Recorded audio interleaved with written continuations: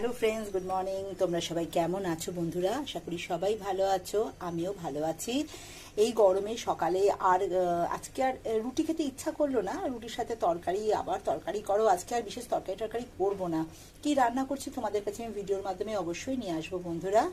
আর চাউমিনও খেতে ইচ্ছা করছে না, তো আজকে যেটা ইচ্ছা করলো, এই দেখো, ভাত নিয়ে নিয়েছি, পেঁয়াজ কুচি, লঙ্কা কুচি, সামান্য নুন আর বাটার, এটা দিয়ে আমি ভাতটা মেখে নেব। এটাই আজকে সকালের আমি ব্রেকফাস্টে খাবো বন্ধুরা।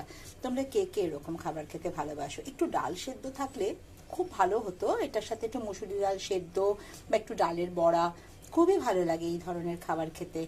তো তোমরা কে কে ভালোবাসো বন্ধুরা এই ধরনের খাবার খেতে? আমি কিন্তু ভীষণ ভালোবাসি। একটুখানি ভাতের সাথে এরকম বাটার, ডিম সেদ্ধ মাখা, পেঁয়াজ কুচি, লঙ্কা কুচি দিয়ে খুব ভালো লাগে।